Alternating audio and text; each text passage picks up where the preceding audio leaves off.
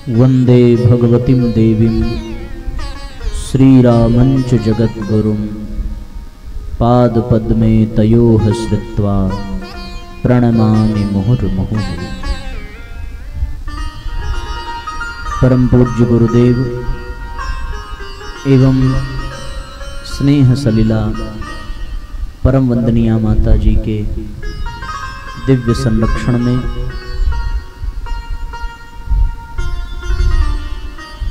गायत्री परिवार के द्वारा आयोजित आत्म कल्याण एवं लोक कल्याण की भावना से जन जन में आध्यात्मिक विचारों के पुण्य प्रसार हेतु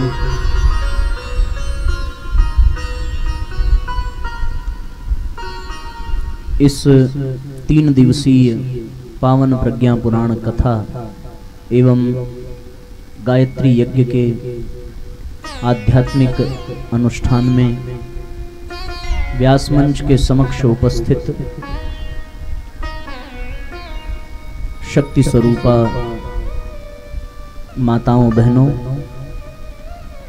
देवतुल्य आत्मीय बंधुओं एवं इस नगर इस क्षेत्र से पधारे गणमान्य अतिथिगण एवं विज्ञान के माध्यम से इस कार्यक्रम का प्रसारण हमारे YouTube चैनल पर देखने वाले सभी सत्संग प्रेमी भाई बहन, आप सबके हृदय में विराजमान परमपिता परमेश्वर को बारंबार नमन वंदन करते हुए आइए भावपूर्वक आज के सत्र का हम सभी शुभारंभ करें।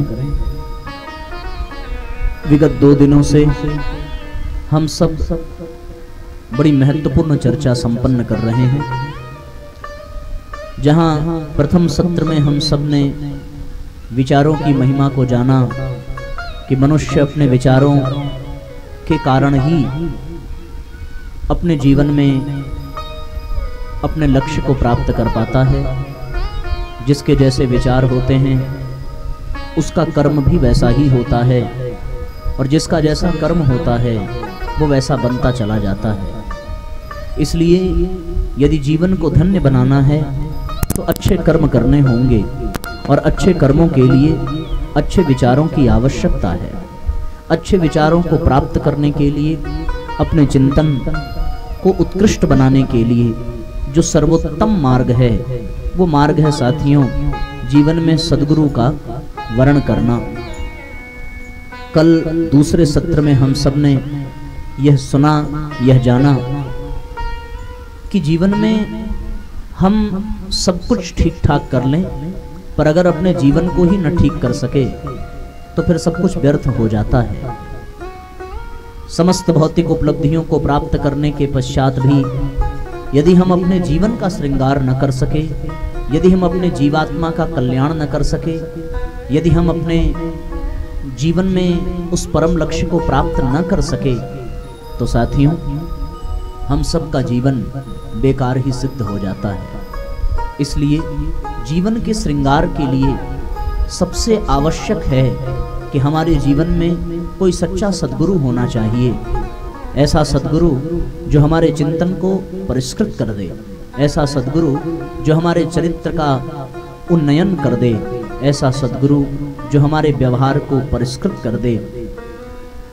और उस विषय में हम सब लोगों ने कल विस्तार से सुना।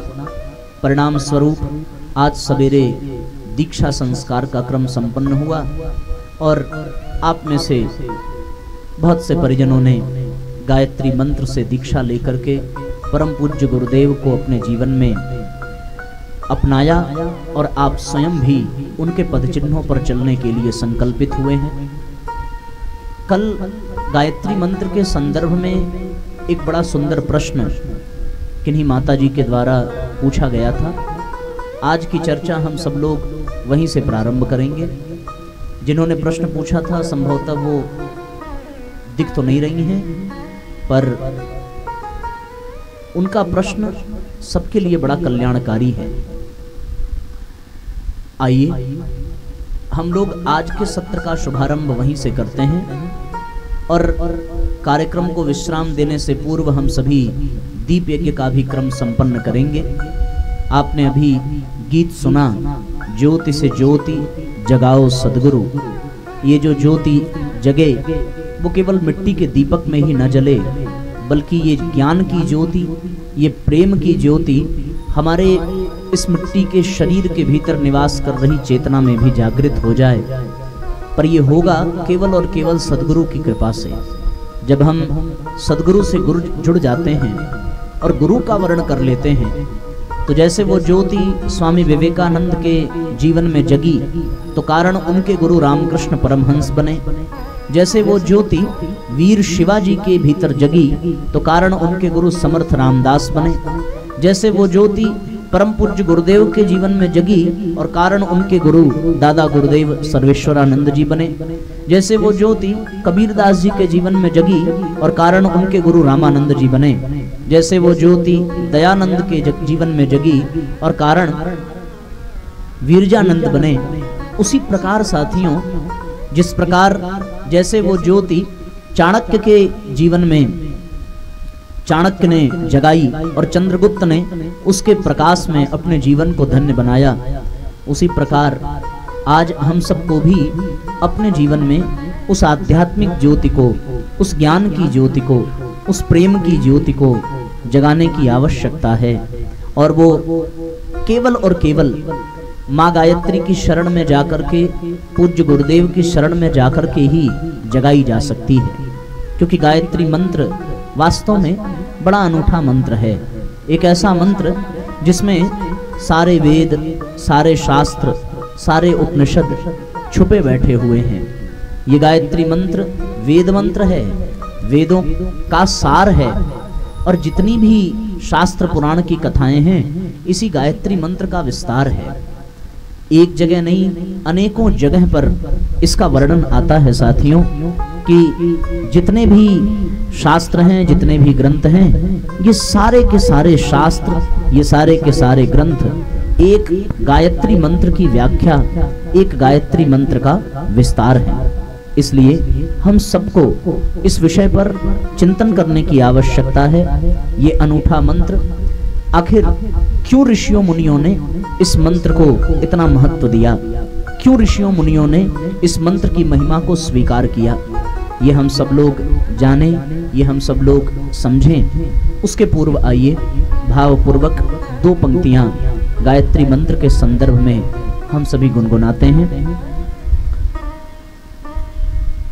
गायत्री के महामंत्र से जीवन के सब पाप हरो, गायत्री के महामंत्र से जीवन के सब पाप हरो, सुंदर सुखी बनेगा जीवन गायत्री का जाप करो, सुंदर सुखी बनेगा जीवन गायत्री का जाप करो।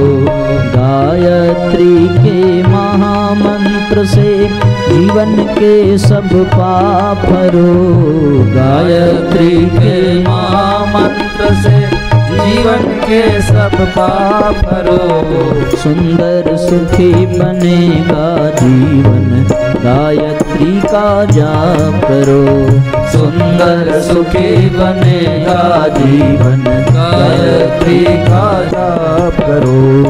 ओम भूर्भुवः स्वः तत्सवितुर्वरेण्यं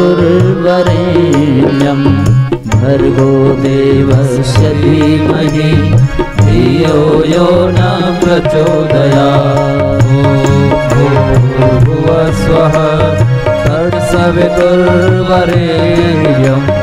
भर्गो देवस्य धीमहि धियो यो न प्रचोदयात्।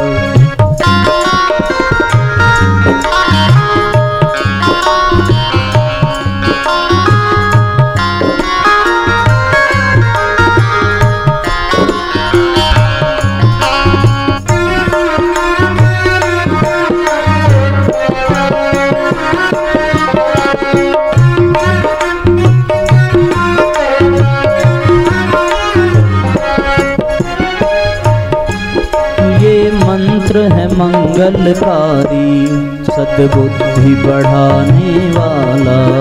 ये मंत्र है मंगलकारी, सद्बुद्धि बढ़ाने वाला। हर साधक के जीवन में नव ज्योति जगाने वाला।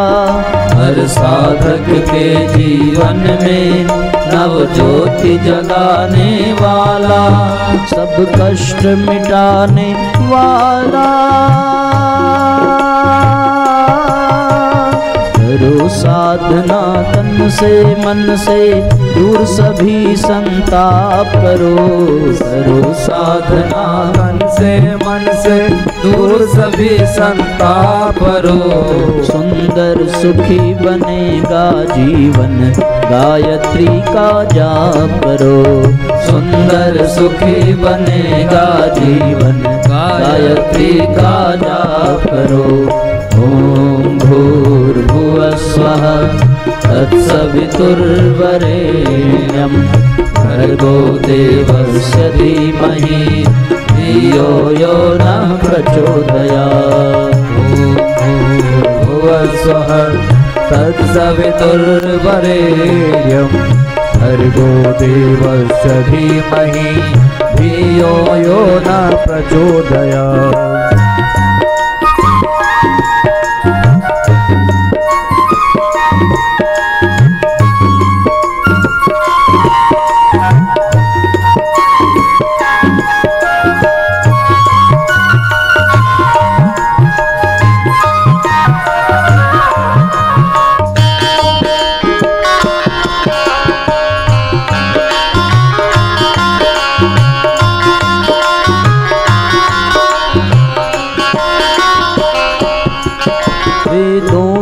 इसको गाया, ऋषि मुनियों ने अपनाया।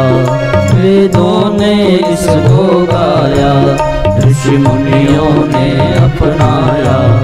अवतारी पुरुषों ने भी श्रद्धा से शीश झुकाया। अवतारी पुरुषों ने भी श्रद्धा से शीश झुकाया। सबने वांछित फल पाया।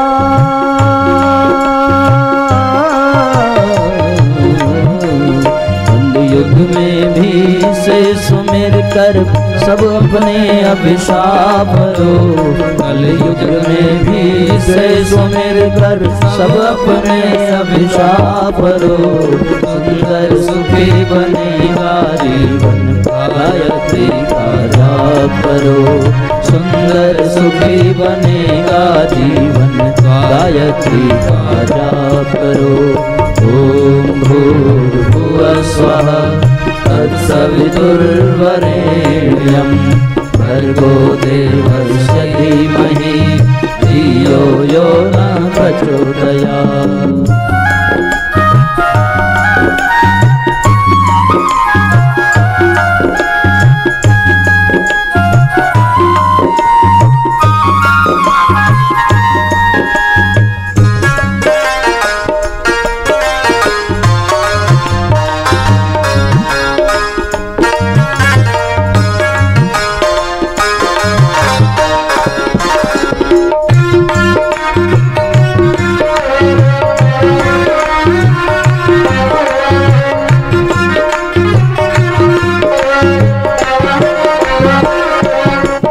युग ऋषि ने इसे जगाया, इसको सब तक पहुँचाया। युग ऋषि ने इसे जगाया, इसको सब तक पहुँचाया। उज्जवल भविष्य रचने को इसको आधार बनाया। उज्जवल भविष्य रचने को इसको आधार बनाया। हम सबको धन्य बनाया।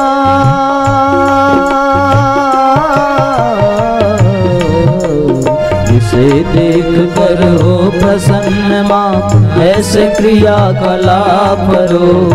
जिसे देख कर हो प्रसन्न माँ ऐसे क्रियाकलाप करो। सुंदर सुखी बनेगा जीवन, गायत्री का जाप करो। सुंदर सुखी बनेगा जीवन, गायत्री का जाप करो। गायत्री के महामंत्र से जीवन के सब पाप हरो। गायत्री के महामंत्र से जीवन के सब पाप हरो। सुंदर सुखी बनेगा जीवन, गायत्री का जाप करो। सुंदर सुखी बनेगा जीवन, गायत्री का जाप करो। ओम भूर्भुवः स्वः तत्सवितुर्वरेण्यं भर्गो देवस्य धीमहि धियो यो न प्रचोदयात्। सब गाइए, दोनों हाथ ऊपर उठा करके। भर्गो देवस्य धीमहि धियो यो न प्रचोदयात्। धियो यो न प्रचोदयात्। धियो यो न प्रचोदयात्। बोलिए गायत्री माता की, बोलिए यज्ञ भगवान की जय। बोलिए परम पूज्य गुरुदेव की जय। आत्मीय बंधुओं, जिस मंत्र की दीक्षा आज हम सब लोगों ने सवेरे ली, जिस मंत्र के विषय में हम लोगों ने कल भी सुना जाना, उस मंत्र के विषय में विस्तार पूर्वक जानना आवश्यक भी है। भारतीय संस्कृति में जितने भी मंत्र हुए हैं, उन समस्त मंत्रों में सर्वाधिक महिमा का गान यदि किसी मंत्र के लिए किया गया है तो वो मंत्र साथियों केवल और केवल गायत्री मंत्र है। ऋषियों मुनियों के विचार अन्य किसी विषय में भले ही अलग अलग हों, पर गायत्री मंत्र के विषय में ऋषि मुनियों के विचार में कोई भी भेदभाव नहीं है। गायत्री मंत्र के विषय में सब एक स्वर में गायत्री मंत्र की महत्ता को स्वीकार करते हैं। छांदोग्य उपनिषद में लिखा है, गायत्री वा इदं सर्वं भूतम यदिदं किंच, अर्थात यह समस्त विश्व गायत्रीमय है। स्कंद पुराण के काशी खंड में वर्णन आता है, गायत्रीव परो विष्णुर गायत्रीव परः शिवः, गायत्रीव परो ब्रह्मा गायत्रीव त्रयी ततः। इसका तात्पर्य है, गायत्री ही ब्रह्मा, विष्णु और महेश, इन तीनों शक्तियों की जन्मदात्री है, जन्मदायिनी है। गायत्री से बढ़कर के न कोई धर्म है। न गायत्र्याः परो धर्मः, न गायत्र्याः परं तपः, न गायत्र्याः समो देवो। न गायत्री माता के समान कोई माता है, न गायत्र्याः समम मनुः। गायत्री के समान दूसरा कोई मंत्र भी नहीं है। एक और बेहतरीन बात जो शास्त्रों में जानने को मिलती है साथियों, वो ये है कि हम दुनिया की कोई भी उपासना पद्धति अपनाएं, कोई भी साधना पद्धति हम स्वीकार करें, कोई भी पूजा पाठ करें, किसी भी देवी देवता की पूजा करें, पर उन सब में अगर गायत्री मंत्र की साधना को न जोड़ा जाए तो वो पूजा व्यर्थ कहलाती है, बेकार कहलाती है। ऐसा शास्त्रों में वर्णन मिलता है। शास्त्र कहते हैं, सर्वे शास्त्रा द्विजा प्रोक्ता न शैवा न च वैष्णवा। समस्त शास्त्र कहते हैं और जितने भी द्विज हैं उन सब का यह मानना है कि चाहे शैव परंपरा का कोई व्यक्ति हो, यानी शिव का उपासक, चाहे विष्णु परंपरा का कोई व्यक्ति हो, वैष्णव हो, भगवान विष्णु का उपासक, ये कोई भी परंपरा के, कोई भी पद्धति के लोग इस संसार में हों, पर जब तक वो संध्या वंदन में गायत्री मंत्र की कम से कम एक माला जप नहीं कर लेते, तब तक उनका समस्त पूजा पाठ व्यर्थ हो जाता है।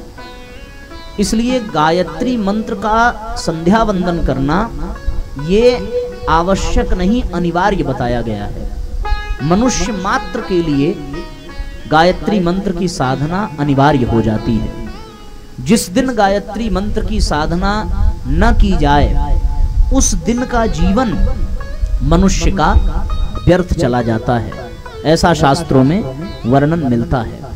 इसलिए साथियों, गायत्री मंत्र की शक्ति अपार है। गायत्री मंत्र का प्रभाव बड़ा अद्भुत है। अन्य आप कोई भी मंत्र का उच्चारण करें तो उस मंत्र का प्रभाव एक सीमित होगा, एक निश्चित अनुपात में होगा, पर गायत्री मंत्र का जो प्रभाव है, वह गायत्री मंत्र का प्रभाव मनुष्य के समग्र जीवन को प्रभावित करता है, मनुष्य के समग्र क्रियाकलाप को प्रभावित करता है। जिस प्रकार पूरे शरीर का संचालन हमारे मस्तिष्क से होता है, शरीर चाहे जैसा रहे, पर अगर मस्तिष्क खराब हो जाए तो इस शरीर का कोई महत्व नहीं रह जाता। पूरे शरीर का संचालन हमारे मस्तिष्क से होता है। उसी प्रकार इस पूरे सृष्टि का संचालन गायत्री मंत्र से होता है, गायत्री मंत्र की शक्ति से होता है। और गायत्री मंत्र की विशेषता क्या है? गायत्री मंत्र की विशेषता यह है कि गायत्री मंत्र जब हम बोलते हैं तो गायत्री मंत्र बोलने पर हमारे ओठ, हमारी जीभ और हमारा कंठ, गला, ये तीनों चीजें काम करते हैं। बोलेंगे तो ओठ हिलेगा ही, बोलेंगे तो जीभ हिलेगी, बोलेंगे तो कंठ में ध्वनि होगी। इससे होता क्या है? इससे होता यह है साथियों कि इन तीनों के हिलने के कारण एक विशेष प्रकार की तरंग पैदा होती है। तरंग जानते हैं आप? तरंग किसको कहते हैं? जैसे वीणा के तार को आप खींच करके छोड़ दीजिए तो उसमें एक झनकार होता है, या मंदिर के घंटे को आप हल्की सी चोट मारिए तो कुछ देर तक वो टन की आवाज करता है, उसमें एक तरंग पैदा होती है। और सरल कर दें तो जैसे आप रसोई में कोई बर्तन गिर जाए तो जब तक आप उसको पकड़ न लीजिए, उस पे हाथ न रख दीजिए, तब तक उसमें एक झंकार होती है, उसको तरंग कहते हैं। तो जब हम लोग गायत्री मंत्र बोलते हैं तो हमारे शरीर में भी एक प्रकार की तरंग पैदा होती है, और वो तरंग पूरे शरीर में फैल जाती है। न केवल शरीर में फैलती है बल्कि हमारे आसपास के वातावरण में भी फैल जाती है। किस आकार में फैलती है? गोल आकार में फैलती है। जैसे आप किसी तालाब में कुछ फेंकिए तो वो तालाब में गिरेगा, तो उसके जो गिरने के बाद फिर उसकी गोलाई में चारों तरफ एक लहर जैसा पनप जाता है और वो पूरे तालाब में ऐसे फैलने लगता है। उसी प्रकार जब हम गायत्री मंत्र बोलते हैं तो हमारे भीतर भी एक गोल आकार की, वृत्ताकार की तरंग पैदा होती है, और जितनी देर तक हम गायत्री मंत्र बोलते जाते हैं उतनी देर तक वो तरंग पूरे वातावरण में फैलती चली जाती है, और फैलने के पश्चात वो वापस लौट करके गायत्री मंत्र बोलने वाले व्यक्ति के पास आ जाती है। पर जब वो तरंग वापस आती है तो अकेले नहीं आती है। जैसे लोहा चुंबक जैसे लोहे को खींच लेता है, उसी प्रकार गायत्री मंत्र बोलने पर जो तरंग पैदा होती है वो आसपास के वातावरण में जितनी भी सत्प्रवृत्तियां हैं, जितने भी सद्गुण हैं, जितने भी सद्भाव हैं, जितने भी सद्विचार हैं, उन सब को गायत्री मंत्र की वो तरंग खींच लेती है और खींच करके वापस उस गायत्री मंत्र बोलने वाले व्यक्ति के भीतर समाहित कर देती है। ये गायत्री मंत्र की ही केवल विशेषता है, अन्य किसी मंत्र में ऐसी शक्ति नहीं है। ये केवल गायत्री मंत्र में ऐसी शक्ति है। उसका कारण यह है साथियों कि गायत्री मंत्र में जिन अक्षरों को नियुक्त किया गया है उन अक्षरों के उच्चारण की अपनी एक कला है। और हर अक्षर के उच्चारण से अलग अलग प्रकार की तरंग पैदा होती है। तो गायत्री मंत्र के उच्चारण में जो तरंग है वो किसी अन्य मंत्र के उच्चारण में नहीं होती है। मंत्र के अक्षरों को इस क्रम से सजाया है ऋषि मुनियों ने कि उसके उच्चारण का प्रभाव सबसे ज्यादा मनुष्य के मन पर, मस्तिष्क पर और बुद्धि पर पड़ता है। अन्य कोई आप उपचार करें तो वो शरीर के किसी अलग भाग को अवश्य प्रभावित करे, लेकिन जैसे आप पेट दर्द की दवा खाएं तो पेट दर्द की दवा खाने पर आपको उसका लाभ पेट में मिलेगा, लीवर की दवा खाएं तो उसका लाभ लीवर में मिलेगा। उसी प्रकार गायत्री मंत्र का जो प्रभाव है उसका प्रभाव कहाँ पड़ता है? हमारे मस्तिष्क में पड़ता है, हमारे मन में पड़ता है, हमारी बुद्धि में पड़ता है। तो जैसे शरीर को जीवित रखने के लिए हृदय की धड़कन आवश्यक है, उसी प्रकार जीवन को अच्छी दिशा देने के लिए मन और मस्तिष्क का ठीक रहना आवश्यक है। सब कुछ ठीक रहे पर बुद्धि अगर बिगड़ जाए तो जीवन का सत्यानाश हो जाता है। और कहीं हाथ पांव में चोट भी लग जाए, एक आध अंग कट भी जाए, फिर भी अगर बुद्धि ठीक है तो मनुष्य में कभी कोई समस्या नहीं होती, वो अपने जीवन को श्रेष्ठता की ओर ले जाता है। और गायत्री मंत्र की विशेषता यह है कि ये मनुष्य के बुद्धि को प्रकाशित करती है। गायत्री मंत्र का जब हम अर्थ देखते हैं, भर्गो देवस्य धीमहि धियो, धियो का अर्थ क्या है? हमारी बुद्धि को, यो नः, जो प्रचोदयात, सन्मार्ग की ओर, प्रचोदयात, प्रेरित करती है। हमारी बुद्धि को सन्मार्ग की ओर प्रेरित करती है, हमारी बुद्धि को प्रकाशित करती है। ये गायत्री मंत्र की विशेषता है। अब आप बताइए कि जीवन को यदि सुंदर बनाना है तो हमारा मन, मस्तिष्क और बुद्धि का ठीक होना जरूरी है कि नहीं? अगर कोई कुछ गलत काम करता है तो करता भले वो व्यक्ति है, पर लोग यही कहते हैं कि इसका दिमाग खराब हो गया है, इसकी बुद्धि बिगड़ गई है, इसका मन पापी हो गया है। और गायत्री मंत्र बुद्धि, मन और दिमाग को ही दुरुस्त करने का मंत्र है। इसलिए आप कोई भी पूजा पाठ कर लें, अगर आप गायत्री मंत्र का जप नहीं करते हैं तो फिर आपका समस्त पूजा पाठ करना बेकार हो जाता है।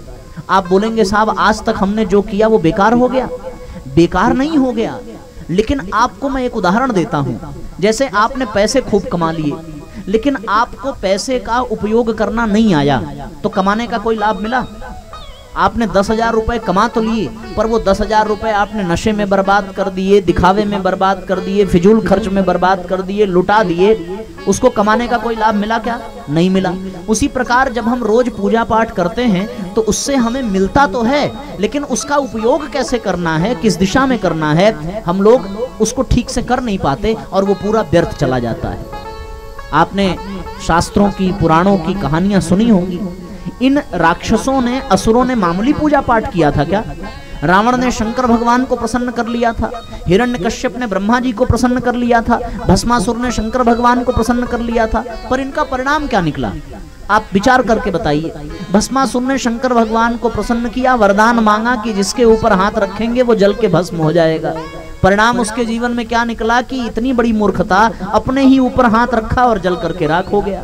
रावण ने इतनी कठोर साधना की, भगवान शंकर को प्रसन्न कर लिया, प्रसन्न करने के लिए कैलाश पर्वत उठा लिया और वरदान क्या मांगा कि हमारे पास 10 सिर हो जाएं, हमारे पास सोने की लंका हो जाए, हम अमर हो जाएं, हमें कोई मार ना सके। सब कुछ तो पा लिया था, कुछ पाना शेष था क्या रावण को? लेकिन सब कुछ पाने के बाद भी उसका जीवन व्यर्थ चला गया, बेकार चला गया। कारण क्या था कि उसने शिव जी को तो प्रसन्न किया पर गायत्री मंत्र की उपासना नहीं की। उसने धन तो पा लिया पर बुद्धि नहीं पाई, उसने बल तो पाया पर सद्बुद्धि नहीं पाई, उसने शक्ति तो पा ली पर सद्ज्ञान, सद्भाव नहीं पाया। और ये सब मिलता कहां से है? केवल गायत्री मंत्र से मिलता है।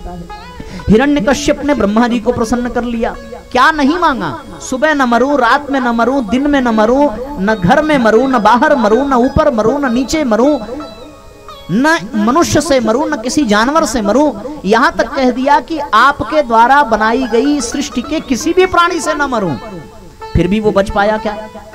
उसने तो बहुत दिमाग लगाया था अमर होने के लिए, पर अमर हो पाया क्या? नहीं हो पाया। कारण क्या कारण ये था कि उसने ब्रह्मा जी को तो प्रसन्न किया, उसने शंकर भगवान को प्रसन्न किया, लेकिन उसने गायत्री मंत्र की साधना नहीं की। उसे मिला तो शक्ति मिली, सामर्थ्य मिली, रिद्धियां मिली, सिद्धियां मिली, तप मिला, सब कुछ मिला, राज्य मिला, बल मिला, सब मिला, पर सद्बुद्धि नहीं मिली, सद्ज्ञान नहीं मिला, सद्भाव नहीं मिला।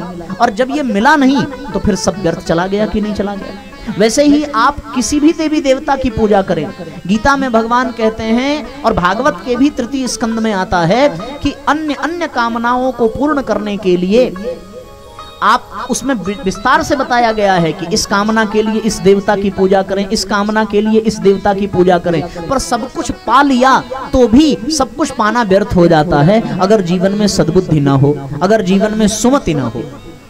गोस्वामी तुलसीदास जी ने क्या लिखा? लिखा है कि जहां सुमति तहां संपत्ति नाना और जहां कुमति तहां विपत्ति निदाना। सब कुछ हो जीवन में पर सद्बुद्धि ना हो, सुमति ना हो तो साथियों सब व्यर्थ हो जाता है। और सुमति मिलती कहां से है, सद्बुद्धि मिलती कहां से है?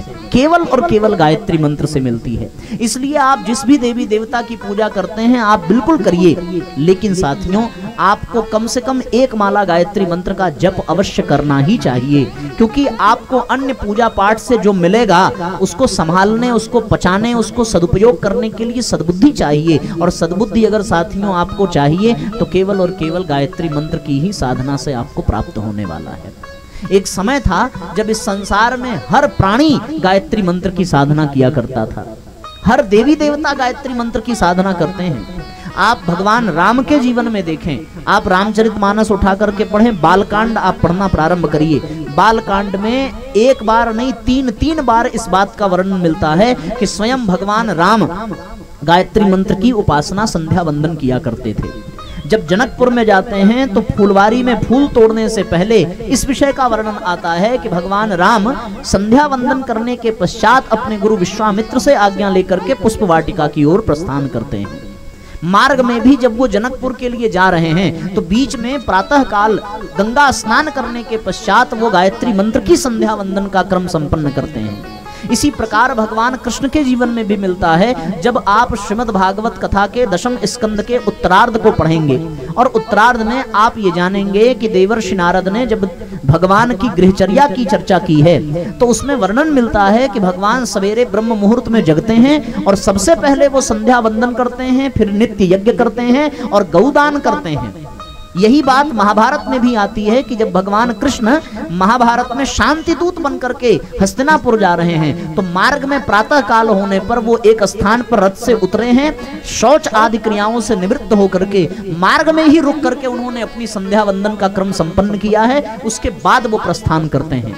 तो जब भगवान राम, भगवान कृष्ण, स्वयं भगवान शंकर भी गायत्री मंत्र की साधना करते हैं तो आप विचार करके देखिए कुछ तो विशेष होगा जो इसमें करते हैं।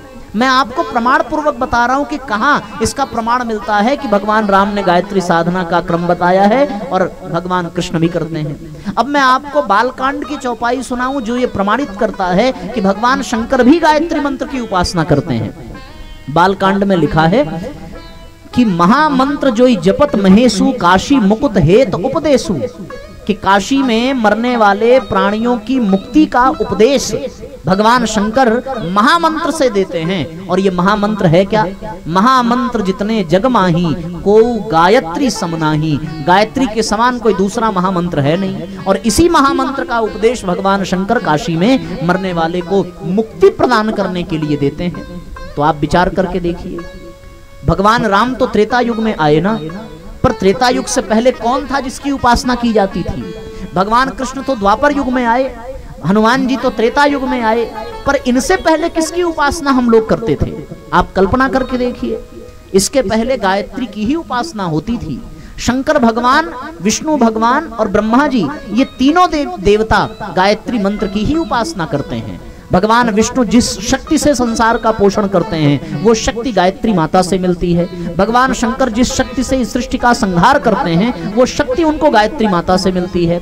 और ब्रह्मा जी इस सृष्टि का सृजन जिस शक्ति से करते हैं वो शक्ति उनको गायत्री माता से मिलती है। स्वयं भगवान शेष इस धरती को धारण करते हैं अपने फन पर तो गायत्री माता की शक्ति से। सूर्य यदि प्रकाश देता है तो गायत्री माता की शक्ति से। चंद्रमा शीतलता देता है तो गायत्री माता की शक्ति से। धरती अन्न और जल प्रदान पड़ती है तो गायत्री माता की शक्ति से, फूल खिल करके सुगंध देते हैं तो उसमें भी गायत्री माता की शक्ति विद्यमान है, वृक्षों से फल गिरता है तो केवल गायत्री माता की शक्ति से। भैया कहने का तात्पर्य ये है कि इस सृष्टि के कण कण में यदि कोई शक्ति विद्यमान है तो वो शक्ति केवल और केवल गायत्री की है, दूसरी कोई शक्ति इस संसार में है नहीं। वो गायत्री कौन है?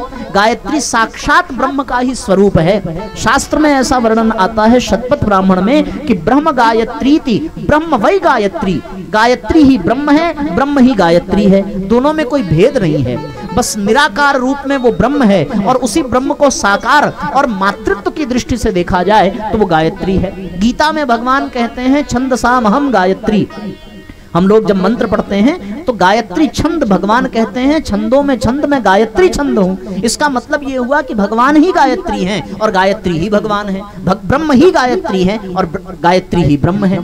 सो ब्रह्म से ही इस संसार का सृजन होता है, शक्ति का संचार होता है और वो शक्ति केवल और केवल गायत्री मंत्र की है, दूसरी और कोई शक्ति इस संसार में है नहीं। इसलिए साथियों वो शक्ति हमें सद्बुद्धि सन्मार्ग की ओर प्रेरित करती है। और सब कुछ मिल जाए पर जीवन में सद्बुद्धि ना हो, सन्मार्ग ना हो तो सब कुछ पाना उसी तरह व्यर्थ हो जाता है जैसे रावण की लंका जल करके राख हो गई। सब कुछ पाना उसी तरह व्यर्थ हो जाता है जैसे इतनी कठोर तपस्या करने के पश्चात भी हिरण्यकश्यप खुद को बचा नहीं पाया। लेकिन साथियों जीवन में अगर साधना गायत्री मंत्र की हो तो आप निस्संदेह जान लीजिए कि आप जो चाहेंगे वो आपको मिलता चला जाएगा, क्योंकि गायत्री मंत्र से पात्रता का विकास होता है, गायत्री मंत्र से सद्बुद्धि का विकास होता है, गायत्री मंत्र से सद्ज्ञान का विकास होता है, गायत्री मंत्र से सद्भाव का विकास होता है, क्योंकि गायत्री मंत्र हमारे मस्तिष्क को, मन को, हमारे चिंतन को, हमारे बुद्धि को प्रभावित और प्रकाशित करता है। इसलिए साथियों जीवन में गायत्री मंत्र का होना अत्यंत अत्यंत आवश्यक है। इस संसार में जितने भी ऋषि मुनि हुए हैं उन सब ऋषि मुनियों ने केवल और केवल अगर किसी एक मंत्र की महिमा का गान किया है तो वो केवल और केवल गायत्री मंत्र है, उसके अतिरिक्त और किसी मंत्र के विषय में उन्होंने कहा नहीं। अत्रि ऋषि कहते हैं गायत्री मंत्र के विषय में हमने कुछ चौपाइयां लिखी हैं, आपको उन चौपाइयों को हम सुनाते हैं, आप उनके माध्यम से ये समझने का प्रयत्न करिए कि गायत्री मंत्र की कितनी विशेषता है। अत्रि ऋषि का कथन है, क्या कहते हैं? नहीं तीरथ को गंग समाना, गंगा के समान कोई तीर्थ नहीं है। ऐसा कौन कह रहा है? अत्रि ऋषि कह रहे हैं। हो नहीं तीरथ को गंग समाना, केशव सम नहीं को भगवाना। नहीं तीरथ को गंग समाना, केशव सम नहीं को भगवाना। नहीं जाप गायत्री जैसा, नहीं जाप गायत्री जैसा, सृष्टि में हुआ न होगा ऐसा, सृष्टि में हुआ न होगा ऐसा। ये अत्रि ऋषि ने कहा है। विश्वामित्र क्या कहते हैं? विश्वामित्र गायत्री मंत्र के प्रणेता हैं, ये भगवान राम के गुरु हैं। विश्वामित्र का कथन है, विश्वामित्र का कथन यह मंत्र न आगम माही, यजन दान तप वेद कछु, गायत्री सम नाही, गायत्री सम नाही। विश्वामित्र ऋषि कहते हैं कि यज्ञ, वेद, जप, अनुष्ठान, दान, तप कुछ भी गायत्री के समान नहीं है। इन सब से बढ़कर के गायत्री मंत्र है। आगे ब्रह्मा जी क्या कहते हैं? ब्रह्मा जी का कथन है, त्रिपदा गायत्री विस्तारा, वेद सार यह ब्रह्म विचारा।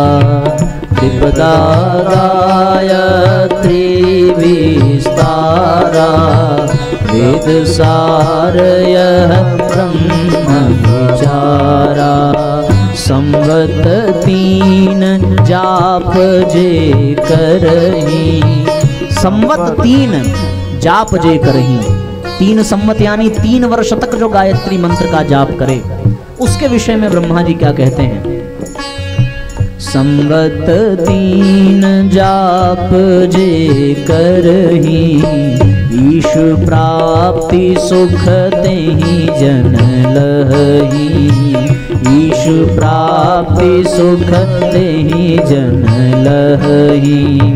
2 संध्या वंदन अपनावही। 2 संध्या वंदन अपनावही। वेद पाठ सम लाभ ते पावही। वेद पाठ सम लाभ ते पावही। जस अहि मुक्ति पाई के चुल से। जस अहि मुक्ति पाई के चुल से। तस जप करता पाप से छूटते। तस जप करता पाप से छूटते। जैसे सर्प अपनी केंचुली से मुक्त हो जाता है, उसी प्रकार गायत्री मंत्र का जप करने वाला व्यक्ति पाप से मुक्त हो जाता है। ये कौन कह रहा है? ये भगवान मनु कह रहे हैं। और महाराज मनु ने क्या कहा है? ओहो निश दिन सहस बार जे जापही। निस दिन सहस बार जे जपही। बिन साधना सिद्धि ते गहही। बिन साधना सिद्धि ते गहई। निर्मल मन जन जप करी पावा। निर्मल मन जन जप करी पावा। मनु भाखित यह भेद सुनावा। मनु भाखित यह भेद सुनावा। महाराज मनु का कथन है कि जो व्यक्ति प्रतिदिन 1000 बार गायत्री मंत्र का जप करता है, उसको वेद पढ़ने का पुण्य मिलता है और इससे उसका मन इतना निर्मल हो जाता है कि वो बिना ही प्रयास के रिद्धियों और सिद्धियों को प्राप्त कर लेता है। शंख ऋषि कहते हैं कि गायत्री माता नरक में गिरने वाले व्यक्ति को हाथ पकड़ करके बचा लेती है। गिरत नरक धरी हाथ बचावा। गायत्री गुण शंख ऋषि गावा। भगवान वेदव्यास का कथन है। क्या कहते हैं वेदव्यास जी गायत्री मंत्र के विषय में? पुष्प सार मधु दुग्ध सार घृत। पुष्प सार मधु दुग्ध सार घृत। वेद सार गायत्री अमृत। वेद सार गायत्री अमृत। छाड़ी वेद माता उपासना। छाड़ी वेद माता उपासना। अपना वही जे विविध साधना।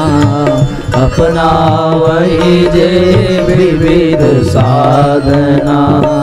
द्वैपायन मत ते हत भागी। द्वैपायन मत ते हत भागी। तजिबहु व्यंजन भिक्षा मांगी। तजिबहु व्यंजन भिक्षा मांगी। वेदव्यास जी कहते हैं कि जैसे फूलों का सार शहद है, जैसे दूध का सार घी है, वैसे वेदों का सार गायत्री है। और एक बहुत बड़ी बात ये कही कि जिस प्रकार से कोई मूर्ख व्यक्ति 56 प्रकार के व्यंजन को छोड़ करके भिक्षा मांगता है, उसी प्रकार उन लोगों को भी मूर्ख कहना चाहिए जो समस्त साधनाओं को करते हैं और गायत्री मंत्र की साधना को छोड़ देते हैं। स्वामी रामकृष्ण परमहंस ने कहा है कि गायत्री मंत्र की बड़ी बड़ी साधनाओं के करने की अपेक्षा अन्य किसी भी बड़ी बड़ी साधनाओं के करने की अपेक्षा केवल गायत्री मंत्र की साधना अगर कर ली जाए तो फिर वो समस्त रिद्धियां सिद्धियां स्वतः प्राप्त हो जाती हैं जो बड़ी बड़ी साधनाओं से मिल सकती थी। पंडित मदन मोहन मालवीय जी का कथन है कि ऋषियों ने इस संसार को बहुत कुछ दिया है, पर उन सब में जो सबसे मूल्यवान उपहार उन्होंने दिया वो दिया गायत्री मंत्र। इससे बढ़कर के दूसरा कोई उपहार नहीं हो सकता। रविंद्रनाथ टैगोर कहते हैं कि यदि भारत को फिर से जगत गुरु बनाना है तो हर घर में गायत्री मंत्र का उच्चारण होना आवश्यक है। बिना उसके जीवन में भारत कभी जगत गुरु बन नहीं सकता। वो जब जगत गुरु था तो केवल गायत्री मंत्र की साधना के बल पर ही था, दूसरा कोई और साधना विधान इस संसार में नहीं था। इसलिए साथियों, जीवन में गायत्री साधना का होना बहुत आवश्यक है। इसलिए हम सब लोगों को गायत्री मंत्र की साधना करनी चाहिए। अब एक बड़ा महत्वपूर्ण प्रश्न कल पूछा गया था कि यहाँ सब लोग कहते हैं, विशेषकर ब्राह्मण लोग कहते हैं कि गायत्री मंत्र स्त्रियों को नहीं जपना चाहिए, स्त्रियां गायत्री मंत्र नहीं जप सकती, ऐसा ब्राह्मण यहाँ पर कहते हैं। कल एक माता जी ने पूछा था, पता नहीं वो आई है कि नहीं आई है, पर अगर ना आई हो तो आप उनको बता जरूर देना। इस विषय की चर्चा हम लोग करने जा रहे हैं। अब आप गहराई से सोचिए कि ब्राह्मण जितने भी हैं वो ये बात कहते क्यों हैं कि स्त्रियों को गायत्री मंत्र नहीं जपना चाहिए। इसका कारण यदि आप पूछें कि भाई ऐसा क्या है, तो वो नाना प्रकार की बातें बताएंगे कि इसको जपने से स्त्रियों को पाप लगेगा, उनका अहित हो जाएगा, उनका नुकसान हो जाएगा, आदि आदि बातें करते हैं। वो किसी शास्त्र का प्रमाण नहीं देते कि कहाँ लिखा है ऐसा कि गायत्री मंत्र की साधना नहीं करनी चाहिए। और वास्तविकता ये है कि स्त्रियों के विषय में ये कहीं नहीं लिखा है कि गायत्री मंत्र की साधना नहीं करनी चाहिए। हाँ, स्त्रियों के विषय में ये अवश्य लिखा है कुछ कुछ शास्त्रों में कि स्त्रियों को वेद का अधिकार नहीं है, ऐसा वर्णन मिलता है कि स्त्रियों को वेद मंत्र का अधिकार नहीं है, स्त्रियां वेद नहीं पढ़ सकती हैं। और गायत्री मंत्र जो है साथियों, ये गायत्री मंत्र वेद मंत्र है, और वेद मंत्र होने के कारण लोग कहते हैं कि जब वेद पढ़ने का अधिकार स्त्रियों को नहीं है तो फिर गायत्री मंत्र वेद मंत्र है, इसलिए स्त्रियों को गायत्री मंत्र भी पढ़ना नहीं चाहिए। अब एक और बात, ऐसा लिखा कहाँ है? ऐसा मनुस्मृति में लिखा है। मनुस्मृति में लिखा है, निरिंद्रिया यमंत्राश्च स्त्रियो नृतमीति स्थिति। लिखा है कि स्त्रियां जो हैं इंद्रिय रहित, मंत्र रहिता, असत्य स्वरूपिणी और घृणित हैं। स्त्री को ढोल गमार, शूद्र और पशु की तरह पीटने के योग्य मनुस्मृति में ठहराया गया है। बात आप बहुत ध्यान से सुनिएगा। अगर जरा सा भी आपका ध्यान भटका तो फिर आपको वो लाभ नहीं मिल पाएगा जो मिलना चाहिए। जो लोग स्त्रियों को गायत्री मंत्र जपने के लिए मना करते हैं, अभी हम उनके समर्थन की बात कर रहे हैं। ये लिखा कहाँ है आप उनसे पूछेंगे तो शायद वो न बता सकें, पर हम आपको बता रहे हैं कि मनुस्मृति में ये बात लिखी है कि स्त्रियां पीटने के योग्य होती हैं, मारने के योग्य होती हैं, वो मंत्र रहिता हैं, वो इंद्रिय रहिता हैं। विदेशों में तो स्त्रियों को पशु के समान माना गया है कि जब मन में आवे भोग वासना के लिए उनका उपयोग करें और उनको छोड़ दिया जाए। ठीक है ना? अब मनुस्मृति में 9वें अध्याय के 15वें श्लोक में ये भी बात लिखी है कि पौश्चल्याच्च लचिताच्च नैस्नेयाच्च स्वभावतः रक्षिता यत्नतोपीह भर्तिस्वेता विकुर्वते। इसका अर्थ ये है कि स्त्रियां स्वभावतया ही व्यभिचारिणी, चंचल चित्त वाली और प्रेम शून्य होती हैं। उनकी बड़ी होशियारी के साथ देखभाल करना चाहिए। ये मनुस्मृति में लिखा है। ठीक है ना? स्त्रियों के बारे में, माने आप लोगों के बारे में इतनी उलूल जुलूल बातें मनुस्मृति में लिखी हैं। एक और ग्रंथ है शंकराचार्य जी के द्वारा लिखा हुआ प्रश्नोत्तरी। उस ग्रंथ में शंकराचार्य जी कहते हैं कि विश्वास पात्रम न किमस्ति नारी द्वारम किमेकम नरकस्य नारी विद्वान महाविज्ञत मोस्तिको वा नार्या पिशाच्या न च वंचितो यः। इस श्लोक का अर्थ यह है कि विश्वास करने के योग्य कौन नहीं है? शंकराचार्य जी ने उत्तर दिया, नारी नहीं है। उसके बाद पूछा कि नरक का एकमात्र द्वार क्या है? शंकराचार्य जी ने उत्तर दिया कि नारी नरक का द्वार है। उसके बाद पूछा कि जो नारी रूपी पिशाचनी से नहीं ठगा जाए वही व्यक्ति क्या है? बुद्धिमान है। ऐसा शंकराचार्य जी कह रहे हैं। ये शंकराचार्य जी जो भारतीय संस्कृति के आधार हैं, जिन्होंने चारों धाम का निर्माण किया है, चारों धाम का क्रम बनाया है। अब भागवत कथा जो आप लोग समाज में सुनते हैं, भागवत कथा में वर्णन आता है स्त्री शूद्र द्विज बंधुनाम त्रयी न श्रुति गोचरा। इसका अर्थ यह है कि स्त्रियों को, शूद्रों और नीच ब्राह्मणों को वेद सुनने का अधिकार नहीं है। यानी स्त्रियों को वेद का अधिकार नहीं है, शूद्रों को नहीं है। तो गायत्री मंत्र वेद मंत्र है, इसलिए गायत्री मंत्र भी स्त्रियों को नहीं बोलना चाहिए। ऐसा इन ग्रंथों में लिखा है, जो आज तक हो सकता है आपको न पता हो। शंकराचार्य जी लिखते हैं कि वेदेन अधिकारात, स्त्रियां वेद की अधिकारिणी नहीं है। ये साथियों यहाँ पर ये सारे मंत्र प्रदान किए गए हैं। अब मैं आपको एक बड़ी आश्चर्यचकित कर देने वाली बात बताता हूँ, और वो साथियों बात क्या है? वो ये है कि मनुस्मृति में ही, जिस मनुस्मृति के बारे में मैंने ये कहा कि स्त्रियां व्यभिचारिणी हैं, स्त्रियों को मारना चाहिए, पीटना चाहिए, स्त्रियां नरक का द्वार हैं, अब उसी मनुस्मृति में एक और श्लोक मिलता है। और वो श्लोक क्या है? वो श्लोक है साथियों कि यत्र नार्यस्तु पूज्यन्ते रमन्ते तत्र देवताः, यत्रैतास्तु न पूज्यन्ते सर्वास्तत्रा फलाः क्रियाः। इस श्लोक का अर्थ है कि स्त्रियां पूजने के योग्य हैं, स्त्रियां महाभाग हैं, कल्याणकारिणी हैं, धर्म कार्य में सहायता करने वाली हैं। स्त्रियों के अधीन ही स्वर्ग है, और जहां स्त्रियों की पूजा होती है वहां देवता निवास करते हैं। अभी तो मनुस्मृति में स्त्रियों को गाली दी जा रही थी, और अभी मनुस्मृति में स्त्रियों को पूजने के योग्य कहा जा रहा है, और फिर ये कहा जा रहा है कि स्त्रियों को यदि जहां पूजा होती है वहां देवता निवास करते हैं। दोनों श्लोक मनुस्मृति के हैं।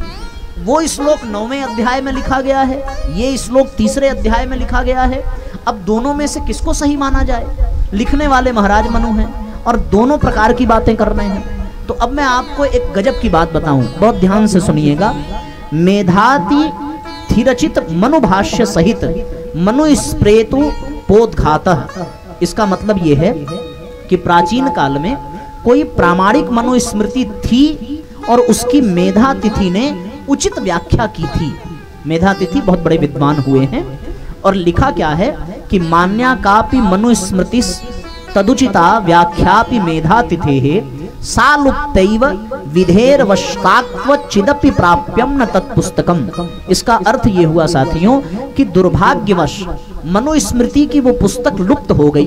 तब राजा मदन ने इधर उधर की पुस्तकों से उसका जीर्णोद्धार मेधा तिथि के द्वारा करवाया। आगे लिखते हैं कि क्षोण इंद्रो मदनः सहा रणसुतो देशांतरा दाहतैः जीर्णोद्धार मचिकरत तत् इतस्तत् पुस्तकैर लिख्यते। इसका अर्थ यह है कि केवल मनुस्मृति तक ये घोटाला सम्मिलित नहीं हुआ, वरन अन्य ग्रंथों में भी ऐसी ही मिलावटें की गई हैं, और अपनी मनमानी को शास्त्र विरुद्ध होते हुए भी शास्त्र वचन सिद्ध करने का प्रयत्न किया गया है। इसका तात्पर्य क्या हुआ कि जबरदस्ती मनुस्मृति में स्त्रियों के खिलाफ ढेर सारे बुरे बुरे श्लोक जोड़े गए, और जबरदस्ती शास्त्रों में ये छेड़खानी उस समय के लोगों के द्वारा कराई गई। अब गरुड़ पुराण का मैं आपको एक बड़ा अद्भुत श्लोक सुनाता हूँ। गरुड़ पुराण में लिखा है कि दैत्याः सर्वे विप्रकूलेषु भूत्वा कृते युगे भारते खट सहस्त्रयाम निष्कास्य काश्चिन्न वनिर्मितानाम निवेशनम तत्र कुर्वन्ति नित्यम। आप जाकर के पढ़ें, न विश्वास हो। गरुड़ पुराण में उत्तरखंड में है ये श्लोक। इस श्लोक का अर्थ क्या है आप सुनेंगे तो दांतों तले उंगली दबा लेंगे। इस श्लोक का अर्थ यह है कि राक्षस लोग कलयुग में ब्राह्मण कुल में उत्पन्न होकर महाभारत के 6000 श्लोकों में से अनेक श्लोकों को निकाल देंगे और उनके स्थान पर नए कृत्रिम श्लोकों को गढ़कर प्रक्षेप कर देंगे। यही बात माधवाचार्य जी ने भी इस प्रकार कही है। अब माधवाचार्य जी क्या कहते हैं कि क्वचित ग्रंथान प्रक्षिपन्ति क्वचित दंतरितानपि कुर्युः क्वचिच्च व्यत्यासं प्रमादात् क्वचिदन्यथा अनुत्पन्नाः अपि ग्रंथा व्याकुला इति सर्वशः। इस श्लोक का अर्थ यह है कि स्वार्थी लोग कहीं ग्रंथों के वचनों को प्रक्षिप्त कर देते हैं, कहीं निकाल देते हैं, कहीं जानबूझ करके प्रमाद से उन्हें बदल देते हैं। इस प्रकार प्राचीन ग्रंथ में बड़े अस्त व्यस्त मंत्रों के साथ खिलवाड़ किए गए हैं। अब जो ब्राह्मण आपसे ये कहे कि गायत्री मंत्र नहीं पढ़ना चाहिए, वो इन्हीं सारे श्लोकों को पढ़ करके आपको आकर के कह देंगे कि गायत्री मंत्र नहीं पढ़ना चाहिए, लेकिन वो इन श्लोकों को ही केवल सुनाएंगे। इसलिए सुनाएंगे क्योंकि इसी से उनका स्वार्थ सिद्ध होगा। इसलिए स्वार्थ सिद्ध होगा कि अगर घर घर में औरतें गायत्री मंत्र जपने लगेंगी, घर घर में औरतें गायत्री यज्ञ करने और कराने लगेंगी, तो ब्राह्मणों को पूछेगा कौन, दक्षिणा आएगी कहां से, उनका घर चलेगा कैसे। तो उन्होंने सबसे ज्यादा जनसंख्या स्त्रियों की है, स्त्रियों से घर चल रहा है, परिवार चल रहा है, समाज चल रहा है। तो ब्राह्मणों ने यह सोचा कि स्त्रियों को ही मना कर दो, न स्त्रियां करेंगी, और जब स्त्रियां ही नहीं करेंगी तो पुरुष अपने आप नहीं करेंगे। क्यों? क्योंकि पुरुषों को जन्म देने वाली है कौन? स्त्रियां ही तो हैं। भाई स्त्री स्वयं करती तब तो अपने बच्चों को सिखाती, जब वो खुद नहीं कर रही है तो बच्चों को कहां से सिखाएगी। तो न स्त्रियां करेंगी, न बच्चे करेंगे, न परिवार का कोई करेगा, किसी को आएगा ही नहीं। जब करना होगा हमको बुलाया जाएगा, और फिर स्त्रियों को आ न जाए गायत्री मंत्र। इसलिए आपने देखा होगा कि ब्राह्मण बाकी मंत्र तो बोल करके आहुति दिलाएंगे, पर जब गायत्री मंत्र बोलने का समय आएगा तो वो मौन हो जाते हैं, चुपचाप गायत्री मंत्र बोलेंगे, वो केवल स्वाहा स्वाहा बोल करके गायत्री मंत्र का हवन करा देंगे। उनको ये भय है, ये परंपरा से चला आ रहा है कि कहीं अगर किसी ने गायत्री मंत्र सुनकर सीख लिया और वो गायत्री मंत्र जान लिया और गायत्री मंत्र बोलने से उसकी बुद्धि प्रकाशित हुई, तो फिर हम ब्राह्मणों को पूछेगा कौन। मामला ये है। इसलिए ब्राह्मणों को साथियों ब्राह्मणों ने मना किया, और प्रयत्न पूर्वक मना किया कि चाहे जैसे स्त्रियों को गायत्री मंत्र जपने नहीं देना है, स्त्रियों के साथ भेद किया है। अब उसी मनुस्मृति में ये लिखा है कि यथैवात्मा तथा पुत्रः पुत्रेण दुहिता समा। इसमें लिखा है कि आत्मा के समान ही संतान है, और जैसा पुत्र है वैसी ही कन्या का भी महत्व है, बल्कि पुत्र से बढ़कर के कन्या का स्थान मनुस्मृति में दिया गया है। यहाँ लिखते हैं कि पुरुष अकेला पुरुष होता ही नहीं है। जब वो पुरुष यानी जब वो व्यक्ति किसी पत्नी से किसी स्त्री से जुड़ता है, तब उस व्यक्ति को पुरुष कहलाने का सौभाग्य मिलता है। बिना स्त्री के संयोग के कोई पुरुष कहलाने के योग्य है ही नहीं। भाई पुरुष है किसका? किसी स्त्री का ही तो होगा। स्त्री के मिलने से ही उसको पुरुष कहलाने का सौभाग्य मिला, और वो पुरुष स्त्री के गर्भ में 9 माह रह करके आया। तो जब स्त्री को गायत्री मंत्र जपने का अधिकार नहीं है, तो आप विचार पूर्वक बताइए कि उसके गर्भ में रहने वाले पुरुष को गायत्री मंत्र जपने का अधिकार हो सकता है क्या? कभी संभव है? नहीं हो सकता। तो इसलिए ये जबरदस्ती भेदभाव किया गया, ताकि ये समाज पुरुष प्रधान समाज बना रहे। स्त्रियां कभी पुरुषों से आगे न जाएं, स्त्रियां कभी पुरुषों के ऊपर आंख न दिखावें, और स्त्रियों को दबाया जाए, कुचला जाए, उनको घर में कैद करके रखा जाए, और केवल उनसे खाना बनवाया जाए, घर का काम करवाया जाए, और उनको बांध करके रखा जाए। पर यह संभव हो पाया? जमाना बदला कि नहीं बदला? किसकी वजह से बदला? परम पूज्य गुरुदेव दुनिया में आए, उन्होंने इस रहस्य को जाना, उसके बाद उन्होंने कसम खा ली कि हमें सबसे ज्यादा स्त्रियों को ही गायत्री मंत्र कराना है। और आज देखिए, आज गायत्री परिवार में स्त्रियां केवल गायत्री मंत्र बोल नहीं रही हैं, बल्कि मंचों पर बैठ करके बड़ा बड़ा यज्ञ करा रही हैं। दुनिया में किसी को कोई शक्ति थी नहीं जो उनको रोक सके। प्रयास तो बहुतों ने किया, पर कोई उनको रोक पाया क्या? नहीं रोक पाया। इसलिए नहीं रोक पाया क्योंकि वो गलत नहीं थे। इन शास्त्रों में जबरदस्ती इन श्लोकों को गढ़ा गया। आपको याद होगा, शास्त्रों में यह कहा जाता है कि बिना स्त्री के पुरुष अकेले अश्वमेध आदि यज्ञ नहीं कर सकता, उसको ये करने का अधिकार ही नहीं है। अब मैं आपको बताऊं, यजुर्वेद में लिखा है कि कुलायिनी घृतवती पुरंधी स्योने सीद सदने पृथिव्याः अभित्वा रुद्रा वसवो गुणान्विताम ब्रह्म पीपीह सौभाग्य अश्विन्ना ध्वर्यु साद यता मिहत्वा। ये यजुर्वेद का मंत्र है। इसका अर्थ ये हुआ साथियों कि हे स्त्री, तुम कुलवती घृत आदि पौष्टिक पदार्थों का उचित उपयोग करने वाली, तेजस्विनी बुद्धिमती सत्कर्म करने वाली होकर सुख पूर्वक रहो। तुम ऐसी गुणवती और विदुषी बनो कि रुद्र और वसु भी तुम्हारी प्रशंसा करें। सौभाग्य की प्राप्ति करने के लिए इन वेद मंत्रों के अमृत का बार बार भली प्रकार पान करो। विद्वान तुम्हें शिक्षा देकर इस प्रकार के उच्च स्थिति पर प्रतिष्ठित करावें। इसमें यहाँ वेद मंत्र पढ़ने का आदेश किया जा रहा है स्त्रियों को। याज्ञवल्क ऋषि की पत्नी मैत्रेयी, गार्गी, अपाला, घोषा, ये जितनी भी स्त्रियां थी ये सब वेद मंत्र पढ़ने वाली थी, वेदों का शास्त्रार्थ करने वाली थी। जिन शंकराचार्य के श्लोकों को आपने सुना कि स्त्रियां नरक का द्वार हैं, ये हैं, वो हैं, वही उनका ही शास्त्रार्थ अंत में जाकर के एक स्त्री से ही हुआ था। और उन स्त्री ने अपने विद्वत्ता से शंकराचार्य को लगभग पराजित कर दिया था। स्त्री से पराजित होने से बचने के लिए शंकराचार्य ने एक शव में अपने आप को स्थापित किया। उससे उन्होंने नाना प्रकार के ज्ञान प्राप्त किए, तब जाकर के दोबारा उनसे प्रश्न किया और उनसे शास्त्रार्थ में विजयी हुए। अन्यथा उस स्त्री के द्वारा ही, और उन्होंने कहा, जिस स्त्री से उनका शास्त्रार्थ हुआ, उन्होंने कहा था कि ये अत्यंत महान विद्वान और पूजनीय स्त्री और महिला है। ऐसा वर्णन उनके द्वारा इसमें लिख करके आता है। तो जिन ग्रंथों में साथियों ऐसी उलूल जुलूल बातें लिखी गई हैं, उन ग्रंथों में जबरदस्ती इस प्रकार के उल्टे सीधे श्लोकों को जोड़ा गया है और जोड़ करके उन श्लोकों को, और जो अच्छे श्लोक थे उनको हटाया गया, बुरे श्लोकों को जोड़ा गया। अब आपको मैं एक और बात बताता हूं कि वाल्मीकि रामायण, राम कथा आप लोग सुनते हैं ना, राम कथा रामायण में 24,000 श्लोक हैं। उन 24,000 श्लोकों में हर 1,000 श्लोक के पश्चात, हर 1,000 श्लोक के पश्चात गायत्री मंत्र का एक अक्षर आया है। 24 अक्षरों के आने से गायत्री मंत्र के 24 अक्षरों के व्याख्या के रूप में ब्रह्मर्षि वाल्मीकि जी ने 24,000 श्लोक वाले रामायण की रचना की है। तो अगर गायत्री मंत्र स्त्रियों को नहीं बोलना चाहिए, तब तो फिर राम कथा भी स्त्रियों को नहीं सुननी चाहिए, क्योंकि राम कथा गायत्री मंत्र से ही बनी है। अब भागवत में कितने अवतारों की कथा है आप बताओ? भगवान के कितने अवतार हुए? भगवान के भागवत में 24 अवतारों की कथा का क्रम बताया जाता है। उन 24 अवतारों के विषय में जिसकी चर्चा भागवत में की गई है, अभी भागवत का भी श्लोक आप लोगों ने सुना कि भागवत में भी वर्णन है कि गायत्री मंत्र स्त्रियों को नहीं, वेद का उच्चारण स्त्रियों को नहीं करना चाहिए। वही भागवत, उसमें 24 अवतारों की कथा है और ये 24 अवतार गायत्री मंत्र के 24 अक्षरों का ही विस्तार है।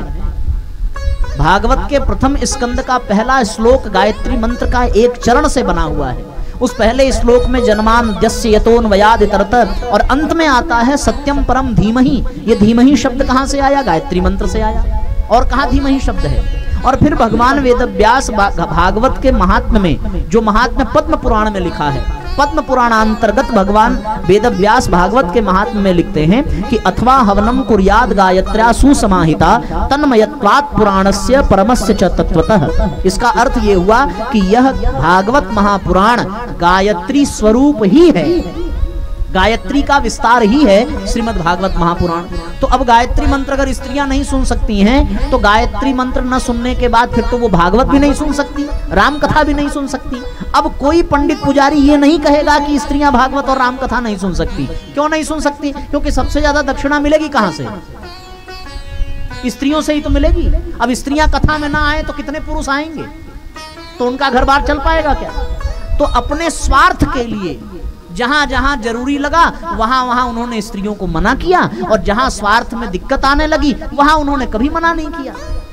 भाई हम ये कह रहे हैं ना कि स्त्रियों को वेद का अधिकार नहीं है, और गोस्वामी तुलसीदास जी कहते हैं निगम कल्प, वेदव्यास जी कहते हैं निगम कल्प तरोर गलितम फलम शुक मुखात द्रव मृत संयुतम, कि इसी वेद मंत्रों, वेद का सार, वेद का रस और वेद रूपी वृक्ष का फल है ये भागवत। कल्प तरोर गलितम फलम, पका हुआ फल है। तो जब वेद का अधिकार नहीं है तो वेद के फल का अधिकार कैसे हो गया?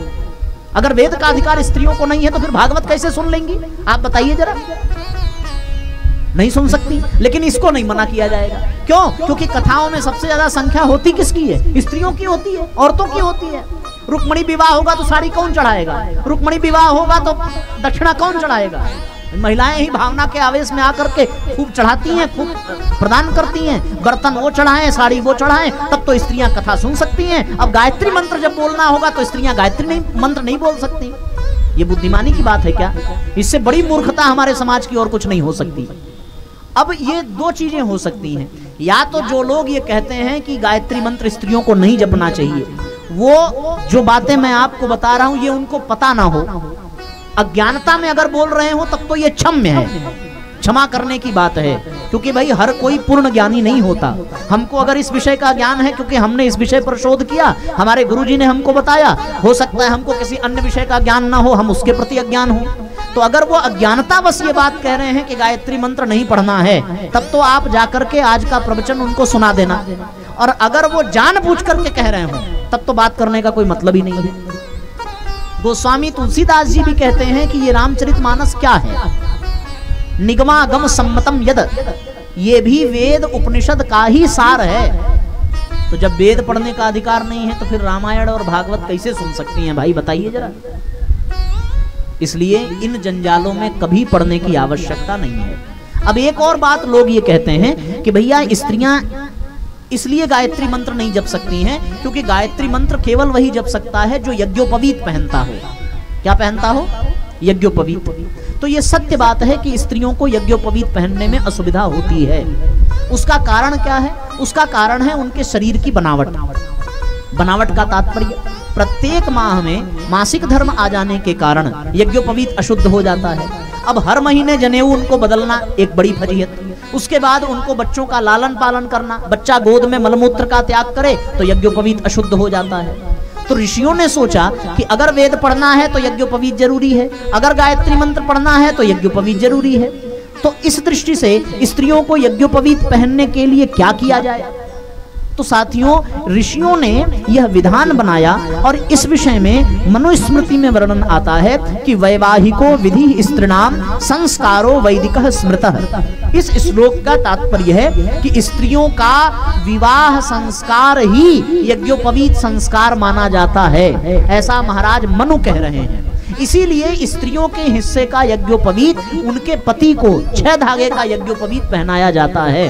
स्त्रियों का विवाह कर लेना मात्र ही उनके यज्ञोपवीत संस्कार का क्रम पूर्ण हो जाता है।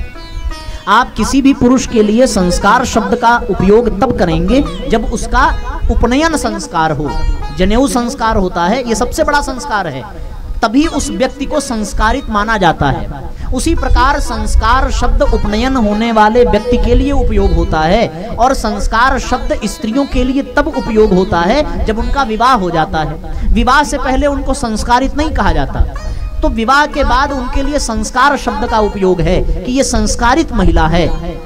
बात समझ में आ रही है? ये संस्कारित महिला, तो ये संस्कारित यानी विवाह हो जाना ही उनका यज्ञोपवीत संस्कार है। अब मुझे बहुत तो इस विषय में व्यवहारिक दृष्टि से जानकारी नहीं है, पर ऐसा वर्णन भी मिलता है शास्त्रों में कि वैवाहिक वर प्रदत्त उपवस्त्र ही विवाह तक यज्ञोपवीत की तरह लपेटना कन्याओं का सूत्र धारण होता है। कुछ ऐसा, अब ये विधान है कि नहीं मुझे नहीं पता, पर ऐसा भी कुछ नियम था हमारे यहाँ कि वर के यहाँ से कोई ऐसा सूत्र जाता था जो कन्या अपने यहाँ स्नान करने के पश्चात उसको धारण करती थी तब तक, जब तक उसका विवाह नहीं हो जाता था। कुछ ऐसा प्रतीक है जो पुरुष का वो कन्या, जैसे आपने सुना होगा कि वर के पानी से स्नान करना, उसी प्रकार कोई ऐसा सूत्र भी परंपरा में था, उसको धारण कर लेना ही उनका यज्ञोपवीत संस्कार माना जाता था। तो उनका विवाह हो जाना ही यज्ञोपवीत है। इसलिए विवाहित महिला अधिकार पूर्वक वो गायत्री मंत्र का जप कर सकती है। और जो स्त्री हर महीने अगर यज्ञोपवीत बदलने का साहस रखती हो, जैसे गायत्री परिवार में ऐसी लाखों स्त्रियां हैं जो यज्ञोपवीत पहनती हैं और वो हर माह उसका परिवर्तन करती हैं, तो वो यज्ञोपवीत का धारण करके उसका पालन करती हैं और गायत्री मंत्र जपती हैं।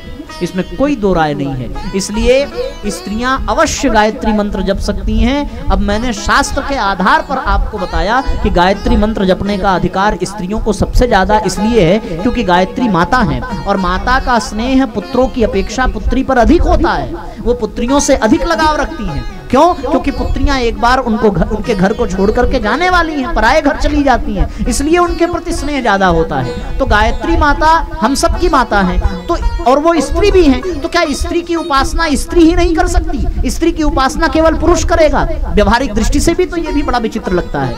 इसलिए स्त्रियां, बेटियां अवश्य गायत्री मंत्र जप सकती हैं, इसमें कहीं कोई दिक्कत नहीं है। ये हमने प्रमाण पूर्वक आपसे कहा।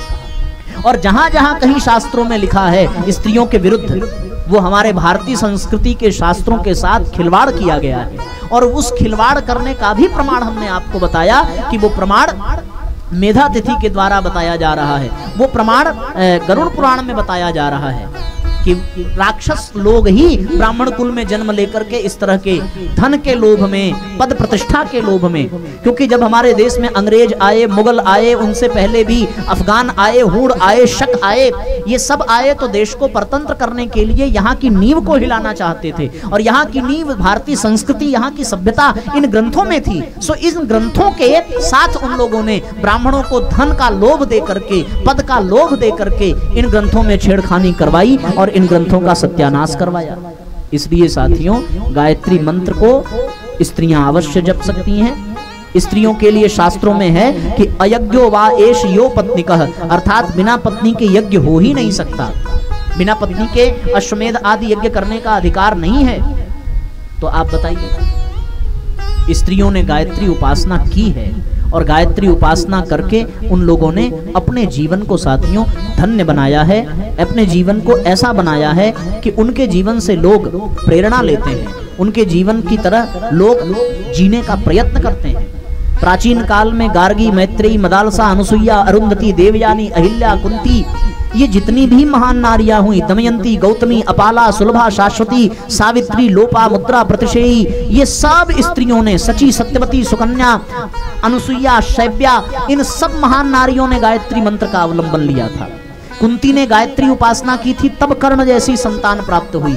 गांधारी ने गायत्री उपासना की, सो आंखों में ऐसा तेज गांधारी को प्राप्त हुआ कि दुर्योधन के जिस शरीर को देखा वो शरीर धातु का बन गया। ये किसके बल पर हुआ? गायत्री साधना के बल पर। सत्यवान के प्राण सावित्री बचा पाई। आपको पता है, जब सावित्री सत्यवान का विवाह हुआ तो लोगों ने कहा कि 1 साल के बाद ये मर जाएगा। सावित्री ने कहा कि अब तो ये हमारे पति हो गए, मरे चाहे जिए। उसी क्षण सावित्री ने 1 वर्ष का गायत्री मंत्र का अनुष्ठान प्रारंभ किया। और जब 1 वर्ष पूरे हुए, रोज दिन गिनती थी, और रोज जब दिन गिनती रही तो 1 वर्ष का दिन आया। वो सवेरे उठी, आंख में आंसू थे, क्योंकि आज वो जानती थी कि आज उसका पति मर जाएगा।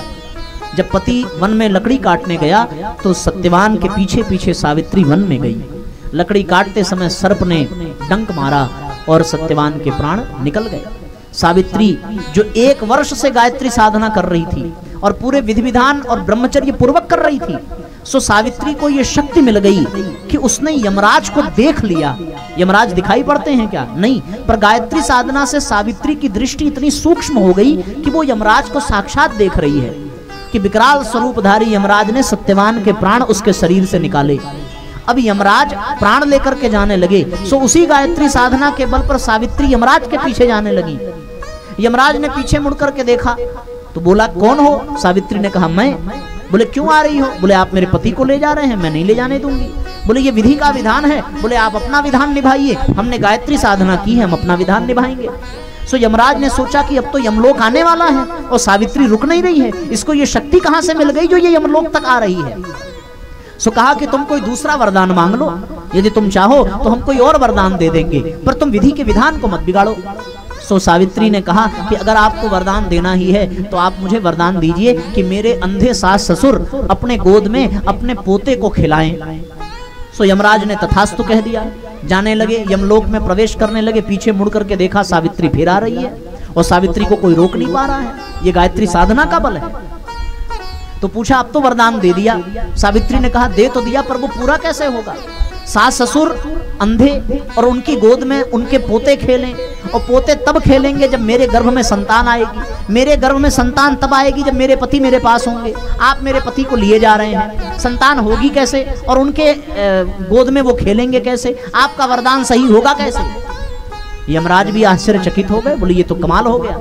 अब विवश होकर के यमराज को सत्यवान के प्राण को छोड़ना पड़ा और सावित्री की जीत हुई केवल गायत्री साधना के बल पर।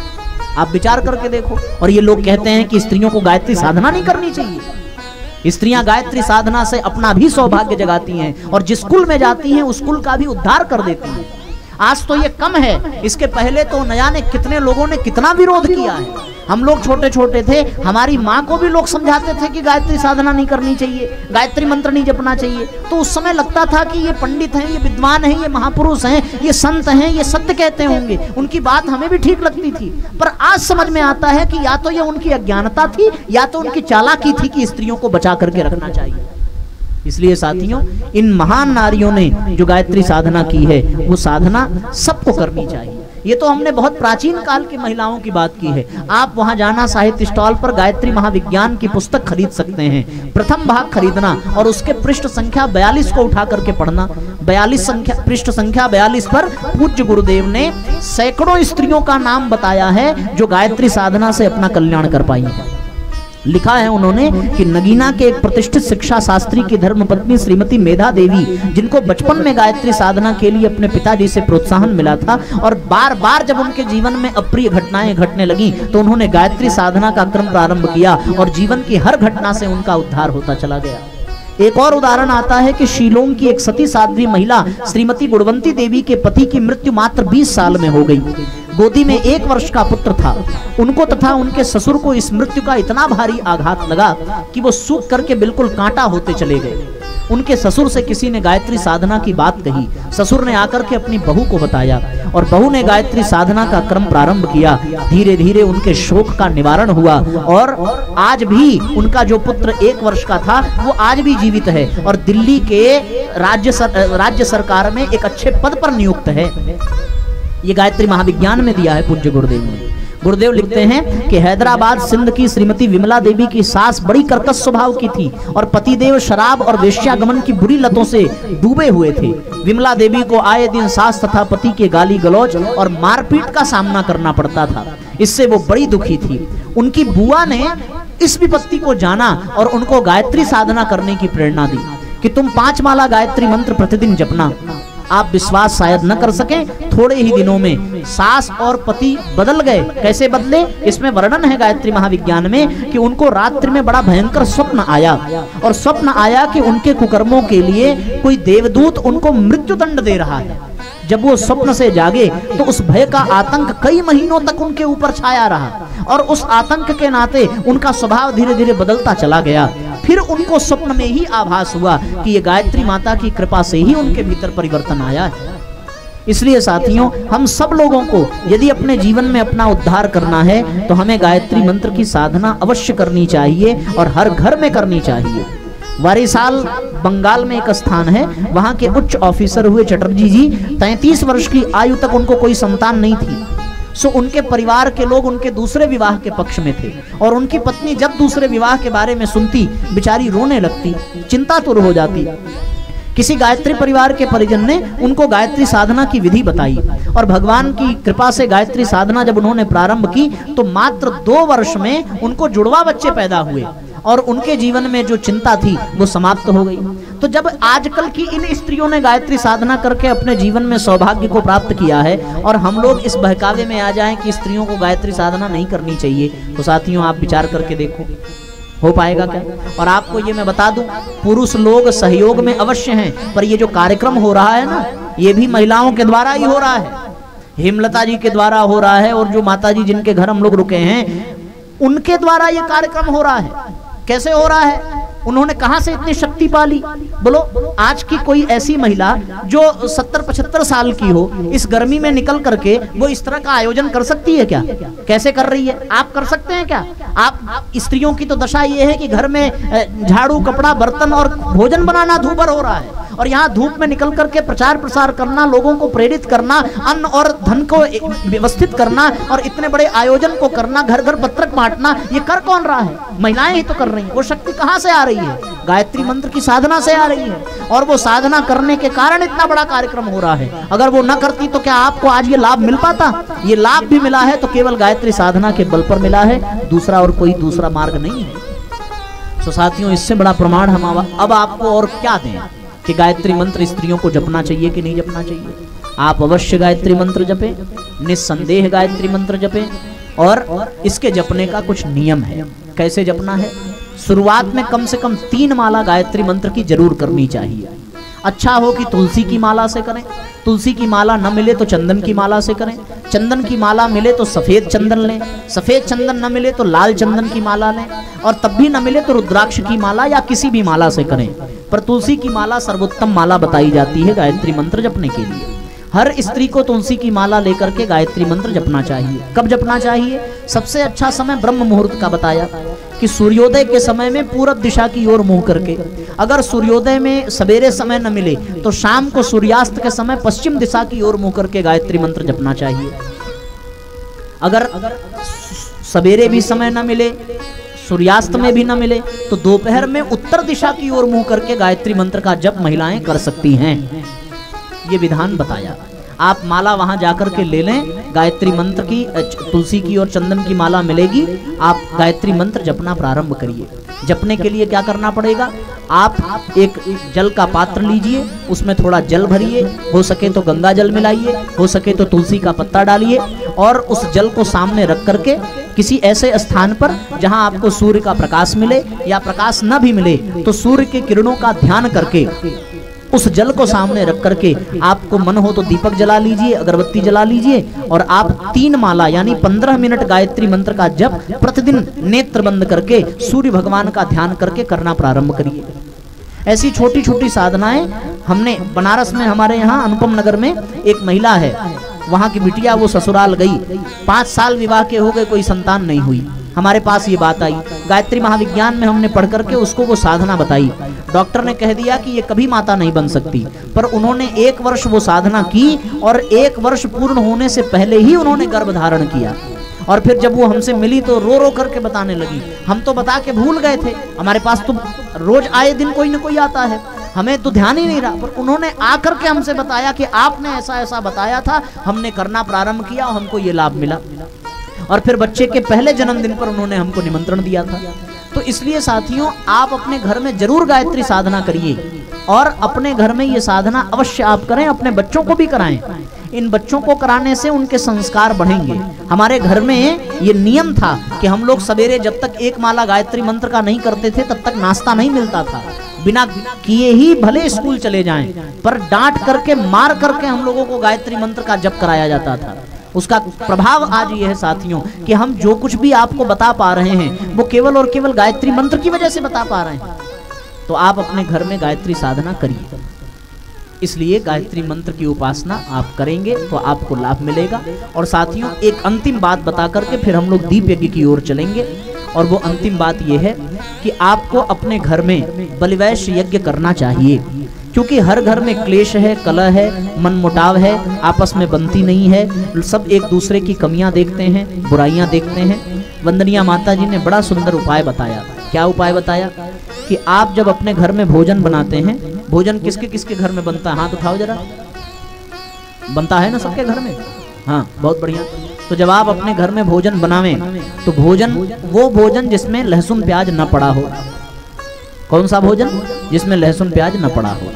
ऐसा भोजन, जैसे रोटी हो गया, चावल हो गया, आप उसको घी गुड़ में या घी चीनी में मिलाइए और छोटे छोटे 5 टुकड़े बना लीजिए। जिस चूल्हे पर आप भोजन बना रहे हैं उसी चूल्हे पर गायत्री मंत्र बोल करके 5 बार आहुति दीजिए। उसके बाद पूरे भोजन का आप भोग लगाइए। वो भोजन आपका क्या बन जाएगा? प्रसाद बन जाएगा। अब वो प्रसाद आपके घर में सब लोग खाएंगे तो उनकी बुद्धि में परिवर्तन होगा, और जो उनके जीवन में बुराइयां होंगी वो बुराइयां उनकी छूटती और बदलती चली जाएंगी। इसको बलिवेश यज्ञ कहते हैं। आप अपने वहां आप जाएंगे साहित्य स्टॉल पर तो आपको बलिवेश यज्ञ का पत्रक मिल जाएगा। आप बलिवेश यज्ञ के लिए वहां एक तांबे की प्लेट भी आती है, जिसको लगे कि हमारा चूल्हा खराब हो जाएगा वो तांबे की प्लेट को रख करके कर लें। ये सुविधा यहाँ गायत्री परिवार की ओर से दी जाती है प्रसादियों, केवल इसलिए ताकि आप करें और आपको इसका लाभ मिले। ऐसा आप करेंगे तो आपको लाभ मिलेगा। ये दोनों बातें आप अपने जीवन में उतारें, गायत्री मंत्र का जप, बलिवेश यज्ञ, और जो हो सके वो माताएं घर में गायत्री चालीसा का पाठ प्रतिदिन करें।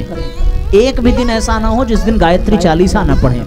जब आपके गांव में हर घर में गायत्री मंत्र जपेंगे, हर घर में गायत्री चालीसा का पाठ होगा, हर घर में बलिवेश यज्ञ अगर होगा, तो आप देखना गांव में न कोई नशेड़ी रह जाएगा, न कोई गंजेड़ी रह जाएगा। समय लगेगा, अगर सब जगह होने लगेगा, जिस घर में होगा उस घर में तो अवश्य ये कमियां दूर होती चली जाएंगी। 1 साल, 1.5 साल, 2 साल लगेंगे, पर साथियों धीरे धीरे धीरे धीरे ये सारी कमियां घर से विदा हो जाएंगी और आपके घर में खुशहाली, प्रसन्नता अपने आप बरसने लगेगी। ये गायत्री माता की कृपा का प्रमाण है। बहुत सारे घरों में परिवर्तन हुआ है, आपके यहाँ भी होगा। बात समझ में आई? तो इसी विषय के साथ अपनी वाणी को विराम देते हुए अब हम लोग दीप यज्ञ की ओर बढ़ेंगे और भावपूर्वक दीप यज्ञ करेंगे। आप सब लोग कमर सीधी कर लें, दोनों हाथों को गोद में रखें, नेत्र बंद कर लें, सबके ऊपर जल का छिड़काव करें और भाव करें कि पवित्रता की वर्षा हो रही है। 1-2 बहनें कलश का जल ले लें और कलश का जल लेकर के सबके ऊपर जल का छिड़काव करती चलें। सभी लोग नेत्र बंद कर लें,